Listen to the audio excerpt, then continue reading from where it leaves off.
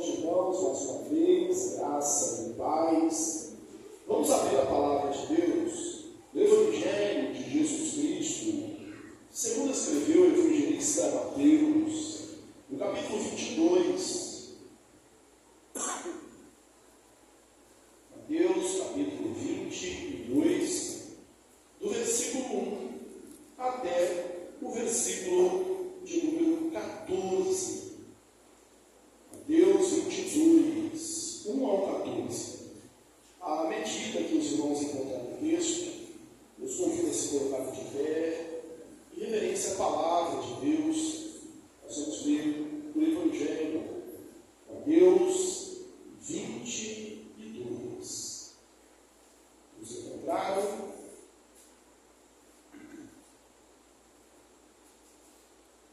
Diz assim a palavra de Deus em Mateus 22. De novo, entrou Jesus a falar em parábolas, dizendo-lhes: o reino dos céus é semelhante ao rei que celebrou as bodas de seu filho. Então, enviou seus servos a chamar os convidados para as bodas, mas esses não quiseram vir. Enviou ainda outros servos, com essa ordem: dizei aos convidados: eis que já preparei o meu banquete, os meus bois e cevados já foram abatidos, e tudo está pronto, vinde para as bodas. Eles, porém, não se importaram, e se foram, um para o seu campo, outro para o seu negócio, e outros, agarrando os servos, os maltrataram e mataram. O rei ficou irado, e enviando as suas tropas, exterminou aqueles assassinos e lhes incendiou a cidade. Então disse aos seus servos: está pronta a festa, mas os convidados não eram dignos. E depois, para as encruzilhadas dos caminhos, e convidai para as bodas a todos quantos encontrardes. E saindo aqueles servos pela estrada, reuniram todos os que encontraram, maus e bons, e o banquete ficou repleto de convidados. Entrando, porém, o rei, para ver os que estavam à mesa, notou ali um homem que não trazia vestes nupciais, e perguntou-lhe: amigo, como entraste aqui sem vestes nupciais? E ele emudeceu. Então ordenou o rei aos serventes: amarrai-o de pés e mãos, e lançai-o para fora, nas trevas. Ali haverá choro e ranger de dentes, porque muitos são chamados, mas poucos escolhidos. Bem? Assentai-vos, irmãos.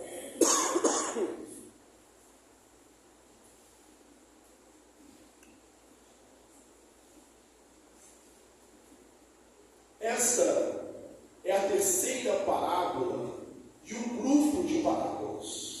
E como estamos pregando sistematicamente no Evangelho de Mateus, você já ouviu a mensagem sobre as outras parábolas na semana passada. A parábola do filho desobediente, a parábola dos dois filhos.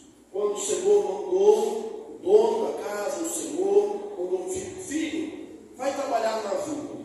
E um disse que ia e não foi. O outro disse que não ia, não quero, mas depois, arrependido, foi trabalhar. Jesus perguntou: quem fez a vontade do Pai? Ora, aquele que se arrependeu e foi. Jesus continuou falando por parábolas e contou a parábola dos trabalhadores maus, dos meeiros maus, dos arrendatários maus, que ele arrendou uma vinha, plantou uma vinha, cuidou da vinha, arrendou a vinha, mas quando mandou os seus servos receber a parte que lhes cabia, eles mataram uns, apedrejaram outros. O Senhor enviou ainda outros servos, simbolizando os profetas, e eles mataram a todos. Ora, perguntou Jesus aos fariseus, aos escribas que o cercaram: que fará o dono da vinha quando vier? E eles responderam: fará perecer horrivelmente aqueles malvados, e dará a vinha a outros que rebentam o fruto no devido tempo. E aí o texto que nós temos começa assim. Jesus continuou falando em parábolas. De novo, falou em parábolas. E conta a história que nós acabamos de ler. Percebe-se que isso é um conjunto. O contexto é aquele povo que negou a mensagem dos profetas, aquele povo que negava a Jesus, desde a negação da pregação de João Batista e a morte de João Batista, até o martírio de Jesus, e ainda avança um pouco mais da história, prevendo a perseguição dos apóstolos, da igreja, e a, enfim, destruição da cidade de Jerusalém, que aconteceu no ano 70 depois de Cristo. Essa parábola, ela só está registrada aqui no Evangelho de Mateus. Marcos, Lucas não a registram, e ela pode ser dividida facilmente em 3 partes. Eu peço que você preste atenção nessas partes, porque a mensagem vai ser dividida assim. Primeira parte, o convite rejeitado. Segunda parte, o salão cheio. Terceira parte, o homem sem as vestes nupciais. O convite rejeitado. O rei, fala de um rei para mostrar a importância do convite. Veja só, não era qualquer festa, não era qualquer casamento, não era qualquer bodas. Era bodas, era o casamento, era a festa do filho do rei. Embora não tivesse, que não esteja aqui no texto, mas se a gente pensar no filho amado, se a gente pensar que isso aponta de alguma forma para Jesus, a gente podia dizer o filho único do rei. E era a festa do seu casamento. E ele envia convites. Você já fez festa? Você já convidou alguém? Você já chamou as pessoas para a festa? Embora na festa a gente gaste muito dinheiro, embora haja necessidade de gastar muito tempo na preparação, ali nos detalhes pequenos que sejam, uma festa, ela não é somente a beleza do lugar. A festa não é somente a comida que se tem, por mais deliciosa que seja. Você pode ter todas essas coisas. Agora, se você não tiver ali os seus convidados, a festa terá sido um fracasso, uma vergonha, uma afronta. Imagine alguém que prepara uma festa e no dia da festa não tem ninguém para celebrar. Não tem ninguém para celebrar. Esse convite foi rejeitado. Isso é uma afronta. Isso é uma humilhação. Isso é um desprezo. É uma indiferença com aquele que convida. E olha, que quem convida não é qualquer um. Quem convida é o rei. Lógico que você conclui. Essas pessoas convidadas deveriam sentir-se honradas, privilegiadas. Todos nós sabemos e agimos assim. Quando recebemos um convite, às vezes nós temos um outro compromisso, ou estamos com a nossa agenda cheia, mas dependendo de quem fez o convite, a gente move céus e terra para ir. A gente não abre mão de comparecer. Isso se chama o quê? Como a gente chama isso? Consideração. Consideração. Respeito. está fazendo convite? Ouvindo. Era comum entre os judeus mandar convite em algumas etapas. Primeiro se fazia um convite geral e depois reforçava-se esse convite. Aqui, talvez seja como a gente faz hoje, né? Você manda um convite e depois pede para a pessoa confirmar a presença, só responde confirmando aí a presença. Esse rei, ele mandou os seus servos convidar. E qual foi a resposta desses servos? Primeiro, a indiferença. Segundo, a violência. Ele convidou as pessoas e as pessoas não quiseram ir. Olha, aqui não há nenhuma desculpa, não há nenhuma justificativa. Eles simplesmente não quiseram ir. Eu não preciso falar para você que esse é o convite da graça de Deus. Que esse convite aqui, esse rei, é Deus.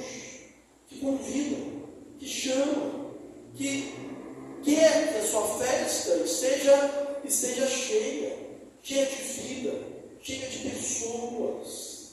Lembra do que Jesus disse? Porque a festa no céu, quando um pecador se arrepende, ele chama. Jesus é aquele que convida. Em Mateus 11, versículo de número 28 em diante, nós vamos ler assim: vinde a mim, vós todos que estáis cansados e sobrecarregados, e eu vos aliviarei. Tomai sobre vós o meu jugo, e aprendei de mim, que sou manso e humilde de coração. E quantas pessoas, ainda hoje, rejeitam o convite do Senhor? Ainda hoje, rejeitam o convite de Deus. Ainda hoje, rejeitam o convite de Jesus. E veja que não há desculpas. É simplesmente porque não quiseram, não querem, estão com os ouvidos tapados. Mas esse dono da casa, esse rei, ele não desiste, ele não desanima, ele manda outros servos em maior número. E ao mandar esses servos, ele diz o seguinte: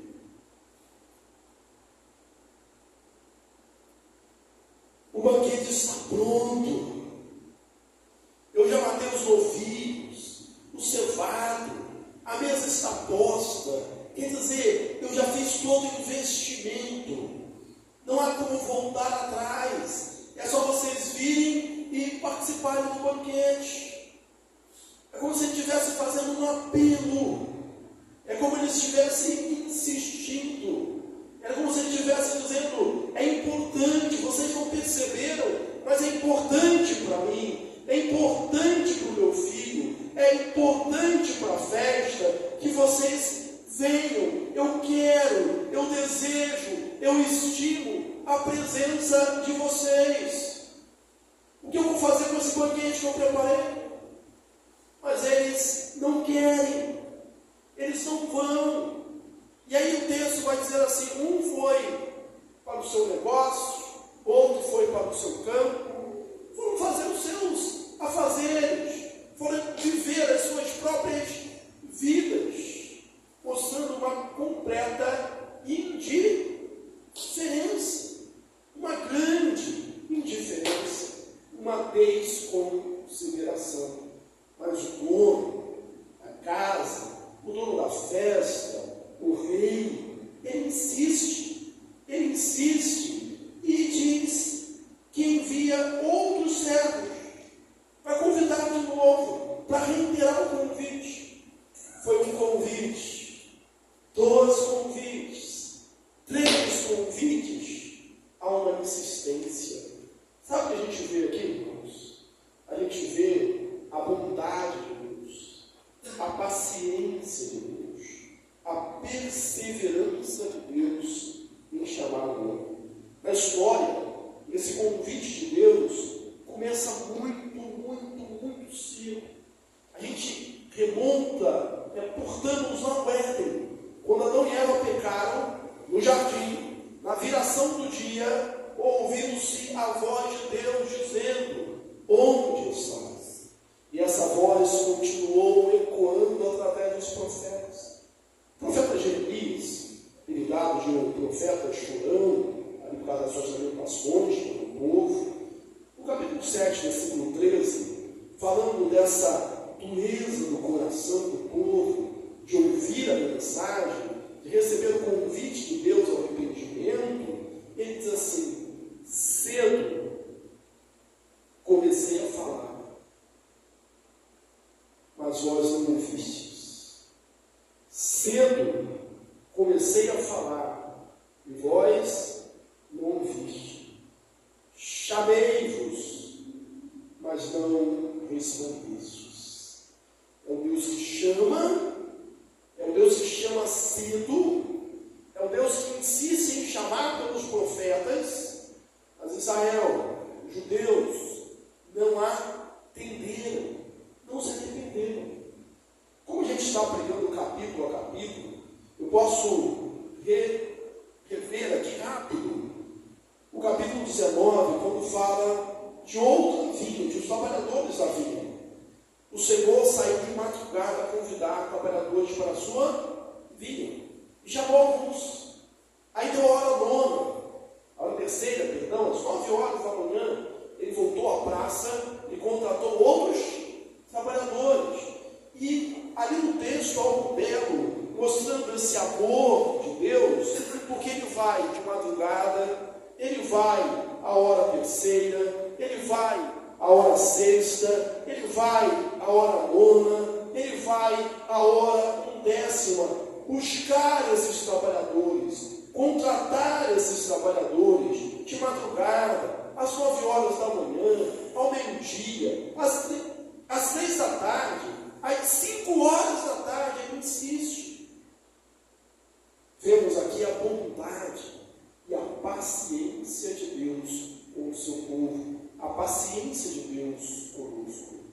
Quando a gente prossegue um pouco mais, na parábola que faz parte desse grupo de parábolas, do filho desobediente, o pai mandou ele trabalhar na vinha, o filho disse: não quero.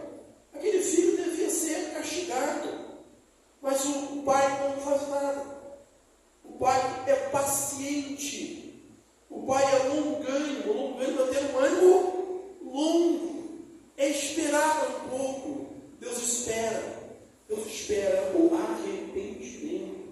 Em 1 Pedro, capítulo 13, versículo 20, quando o apóstolo faz ali uma reprise da misericórdia de Deus, ele fala dos desobedientes e diz assim: esses desobedientes que aguardavam, que negaram, quando a longanimidade de Deus aguardava nos dias de Noé, enquanto se preparava a arca. Durante anos a arca foi preparada, a mensagem foi feita. E qual foi a resposta à mensagem de Noé? Ele é um louco, um maluco, é um lunático. Nunca choveu, e ele está dizendo que vai chover e vai inundar a terra. A gente nem sabe o que é isso. Mas quando a chuva veio, o dilúvio veio, eles quiseram entrar, mas era tarde, porque Deus havia fechado a porta por tudo. Ainda na epístola de Pedro, na segunda epístola, o apóstolo Pedro diz em relação à volta de Jesus: não tarda o Senhor a sua vinda. Não tarda o Senhor a sua vinda, como muitos a julgam demorado. Pelo contrário, ele é longânimo para convosco, não querendo que nenhum se perca, mas que todos sejam salvos. A longanimidade de Deus é expressa aqui na parábola. Como foi expressa? Perdão.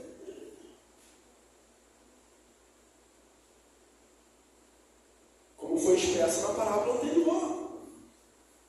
Quando o Senhor, ele manda lá os seus servos buscar a parte que cabia dos trabalhadores da vinha, ele manda os servos.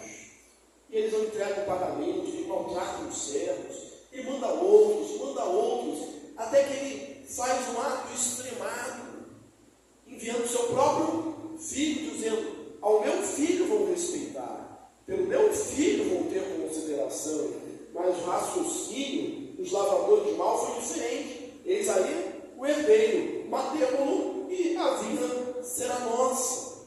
Deus, ele age com humanidade. O convite de Deus é assim. Ele convida uma vez, convida 2 vezes, convida 3 vezes, chama, e por vezes a resposta que ele tem é a indiferença. E quando não é só a indiferença, é também a violência com os pregadores.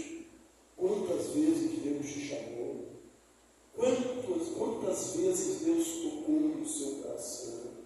Quantas vezes você foi alvo daquele convite registrado lá em Apocalipse 3:20? Eis que estou à porta e bato.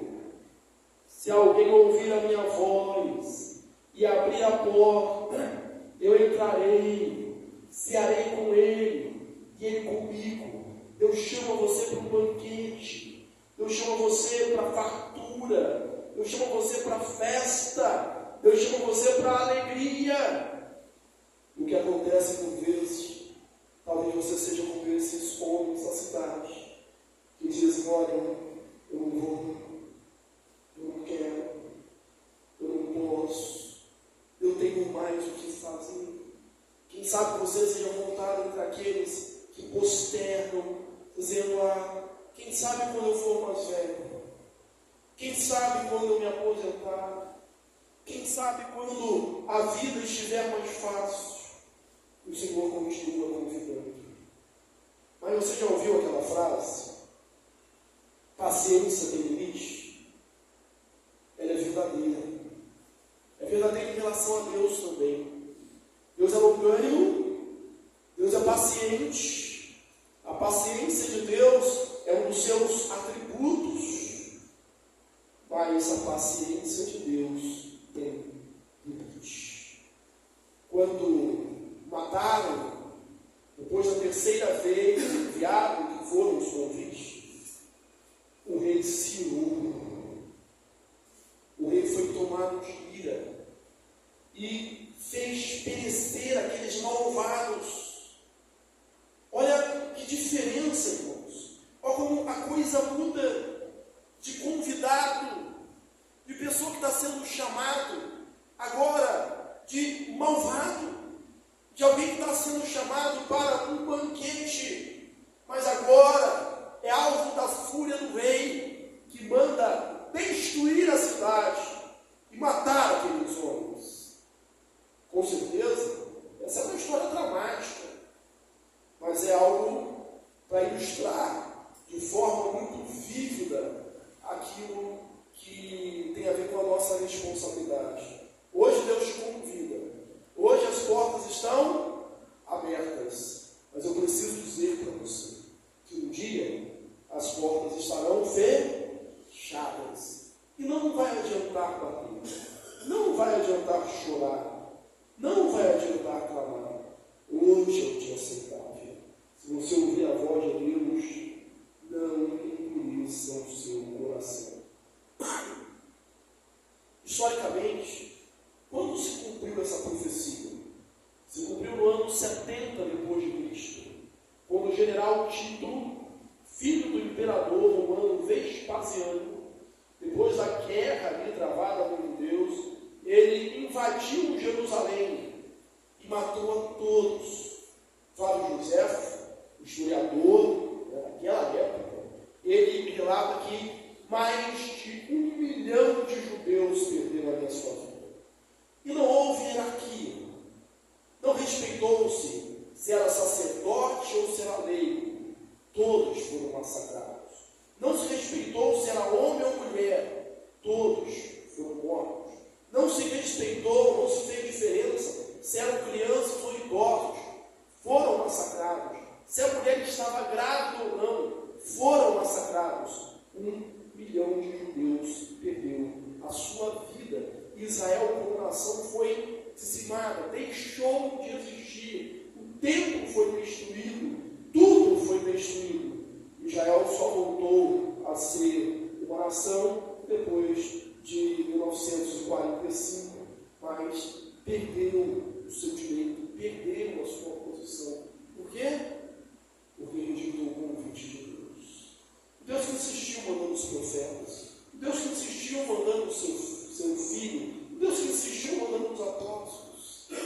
Mas, o segundo ponto da lição, texto que nós estamos lendo, se o primeiro foi o convite rejeitado, o segundo é o salão cheio. O dono da festa chama os seus servos novamente e diz: o banquete está pronto. E não há nenhum sentimento nele de rejeição a fim rejeitado. O banquete está pronto. O banquete é bom. O banquete é excelente. Não há nenhum problema com o banquete. Não há nenhum problema com a festa. Os convidados é que eram indignos, é que eram não merecedores. Meu irmão, não há nenhum problema com o céu. Não há nenhum problema com o reino de Deus. O problema está com aqueles que o rejeitam, apesar da existência do convite. E aí o rei mandou: saiam por todas as encruzilhadas, por todos os becos, por todos os caminhos, e trazei todos que vocês encontrarem para a festa, para o banquete, para o casamento, para as bodas do meu filho. E eles foram. E o banquete ficou cheio. Uma alusão clara, irmãos, a entrada dos gentios no reino de Deus. Por isso nós estamos aqui hoje. O reino de Deus foi estendido. Agora não é uma nação só aos judeus, mas é a todo mundo. Não há judeu, não há grego, não há bárbaro, não há cita, não há homem, não há mulher. Em Cristo, todos nós somos um.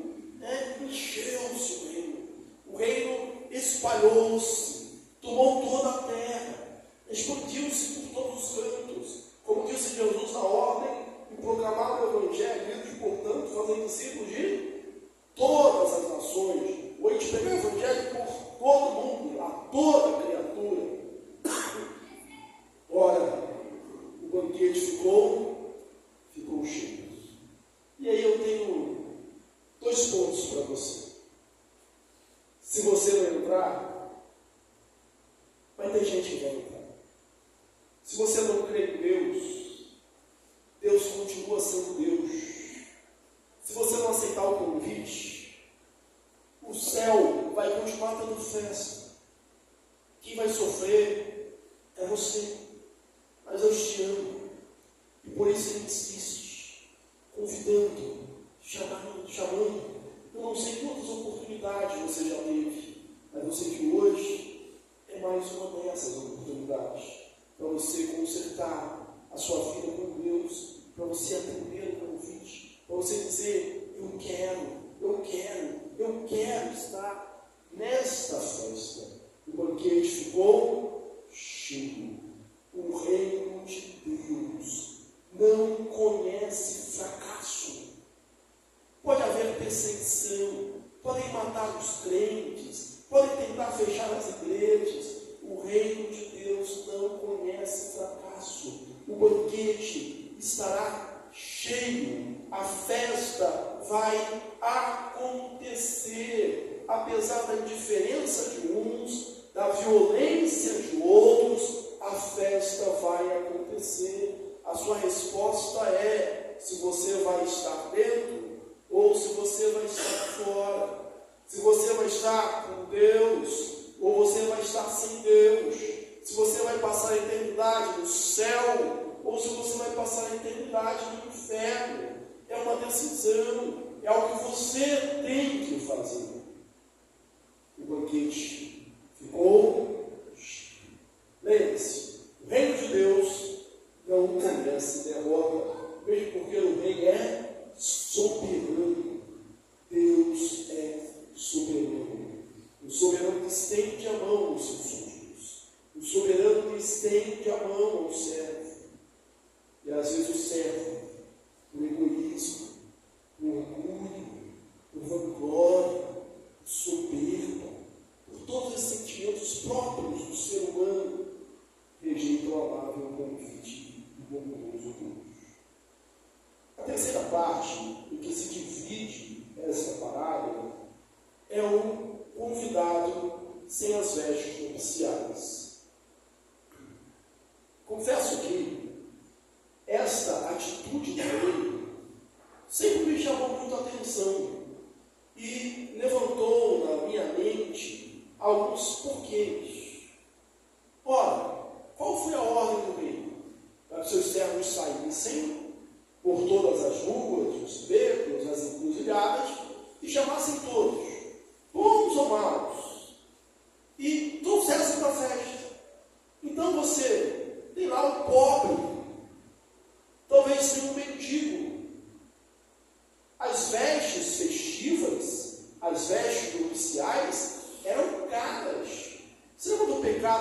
Geazi, lá na história de Eliseu, ele corre atrás ali da comitiva de Naamã e pede provisões, pede dinheiro, que Eliseu tinha recusado.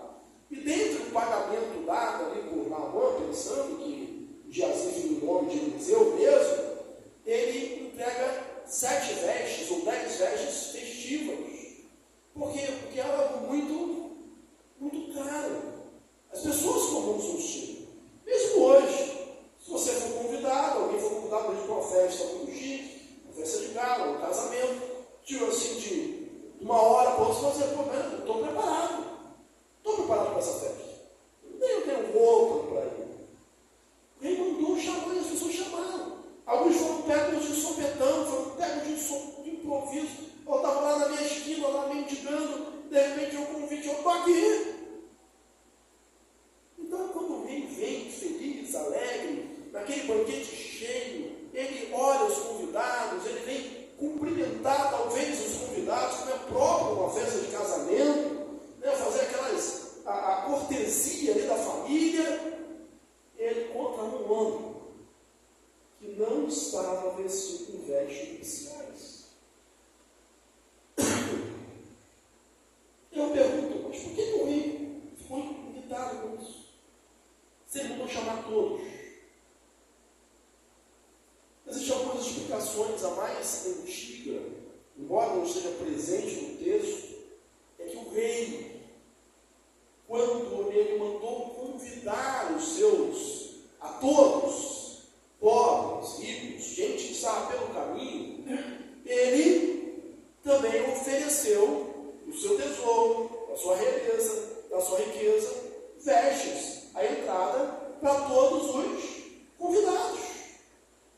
E eles foram entrando um a um, tocando as suas vestes sujas, os seus trapos, os seus farrapos, aquilo que era a sua possessão, a sua mediocridade, a sua indignidade, deixava ali a porta da entrada do salão da festa, a sua veste velha e vestia uma veste nova, tirava aquela veste que ele tinha comprado e vestia agora a veste que era dada pelo rei, que era um presente real, e foram entrando um a um, e um a um despia das suas vestes velhas, dos seus trapos, dos seus farrapos, talvez bem simbolizando a nossa justiça própria, as nossas boas obras, os nossos méritos, os nossos atos de bondade,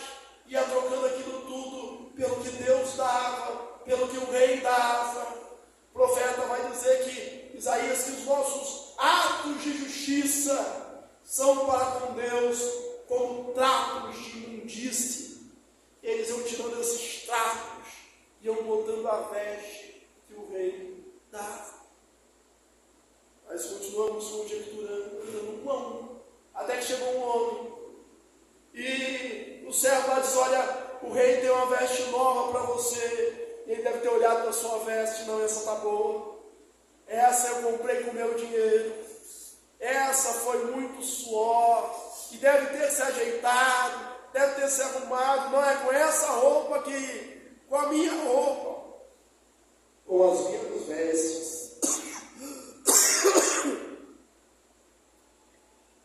Com aquilo que é meu, com aquilo que eu tenho, é que eu vou entrar.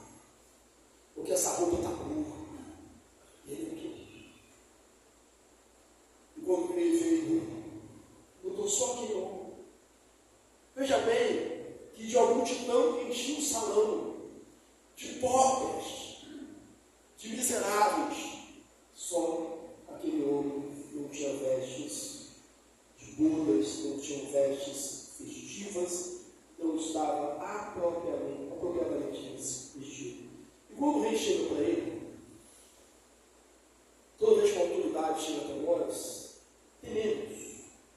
Não quer que seja autoridade, mas faz parte, deve vir dessa autoridade, daquele que tem mais poder, tentar quebrar o gelo, para estabelecer a comunicação.